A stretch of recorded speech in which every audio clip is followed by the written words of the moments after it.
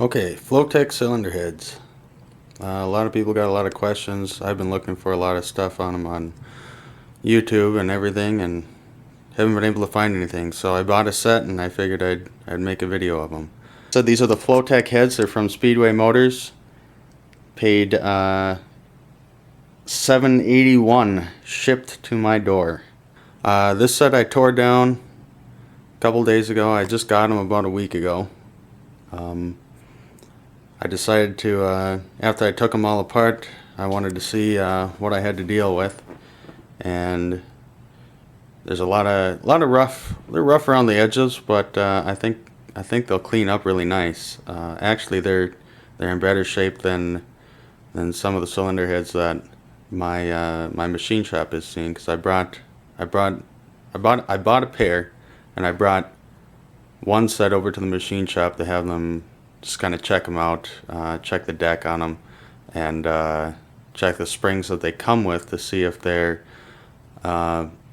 usable for, say, a roller cam. I actually have this 306 forged pistons roller block, putting an F303 cam in it, so they're checking the valve strings to make sure that they're going to be sufficient for that cam.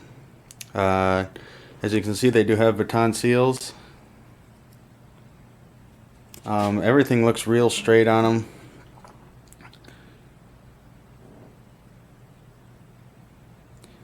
them. They do have the EGR port on them. I will have to buy a plug for that because they're going in a 65 Mustang. I'll get a little bit of the hardware here.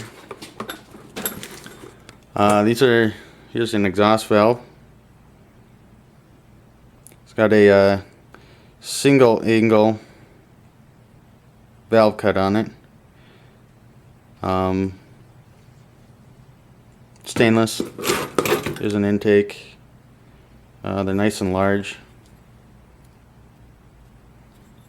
The machine shop did tell me to take a look at this. The bottom spring pocket where it's machined, to make sure that the spring seat fits in here tight, and it sits in here fairly tight. But they've said they've seen actually where it's just the guide sticking out, and these are brass.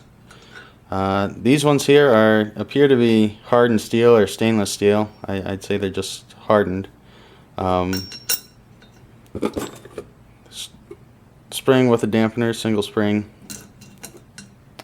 I don't have any measurements for the spring height installed, but valve locks, they appear to be just stamped metal,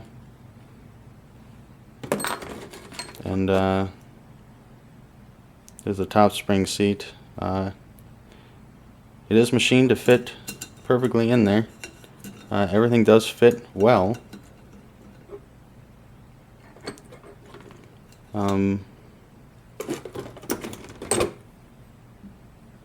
He said to stick a valve in here. See how much end play there was, and that's pretty tight. Let's try the intake side with an intake valve. He said he's seen them with 60 thousandths run out.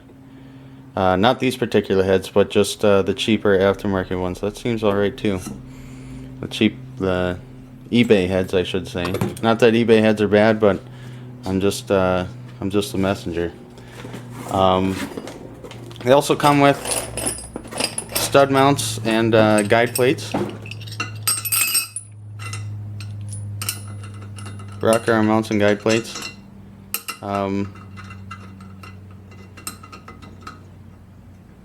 The machining for those is not perfectly aligned. They do kind of bind up. They do all fit. They come assembled. But as you can see, that one didn't want to start too well. And this one lines up just fine. So you gotta kind of play with them and get them to line up. Another thing I'd like to look at is header fitment. And I just mocked up these long tubes here. on the exhaust side of the head to see kind of how the spark plugs lined up. Now they're not bolted on tight, they're just kind of sitting on there, but as you can see, there's actually quite a bit of room. I think the spark plug should sit in there just fine. Now I'll show you how the gaskets line up a bit. Now this is a Ford Racing gasket set that I got off Summit Racing.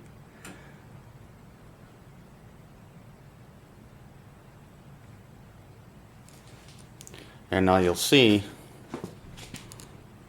put the camera up here, there's actually a lot of material on the top side of the port. Actually raise those up a little bit like I did here. And I blended it down in.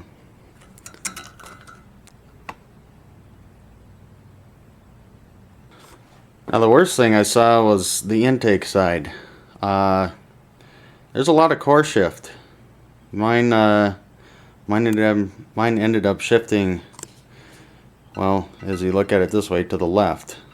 Or the ports are shifted to the right compared to the gasket and the holes. See the holes dead on. Gasket sits to the left. If you push the gasket over, you can see that it's covering up the port. If you look at a regular port, I'm pushing that gasket as far to the right as possible, and we're just hanging over, and then we're way out on the left. Now when I ported the intake, I took that material out of the left, blended it back, and then I took just a slight amount of gasket material off on the right with a straight edge razor. Now if you look at the coolant ports, they're all over the place. Luckily it looks like this gasket set is made for different configurations, and it should seal up. We'll find out for sure once we get it on the car. Here's the chamber side here. I really wish they would have had a little more material left in the bowl area for the guide to come out on the intake side, because they poke out quite a bit. You can see how much that pokes out. The other part of it is on the intake side. You can feel where the seat is actually sticking this way out over the opening of the intake port, so there's going to be restriction coming through this way. Because where it's machined, you can actually see a lip right here, and I'm pushing against that and it catches. And where the air's flowing out of around the valve and coming into the combustion chamber, it's catching on, it's gonna catch on these and reduce the flow. So I eliminated all that, and I actually polished around. You can see I can't catch anywhere on that, whereas on these it catches. So I think that'll help these heads out a lot. I would say these are probably a porter's head. Someone could probably do a lot with these, especially if they had a 5-axis CNC machine. By no means a professional head porter. This is actually the first cylinder head I've ever ported. So if anybody out there is a professional and they have some advice, or would like to point out some other issues I should address, or maybe something I did wrong, just so you can correct other people so they don't make the same mistake as me, shoot me a comment or a message or anything. Let me know. But yeah, those are the heads. Let me know what else you guys want to see. If you want to see a dyno video once I get the motor in, like I said, I am using an F303 cam, 85 roller block, forged pistons, flat tops, the Speedway motors, Flo-Tek heads, comp roller rockers, factory roller valve train. The motor's been gone through. I'll be running a dual plane intake with a Edelbrock 600 a 1406 carburetor. Might switch to a quick fuel carburetor. We'll see. But I am planning on doing a dyno video. I am planning on running this motor for a long time, so I'm trying to do it right. So if you guys have any advice or anything you'd like to see, comment or send me a message. Until next time, thanks for watching.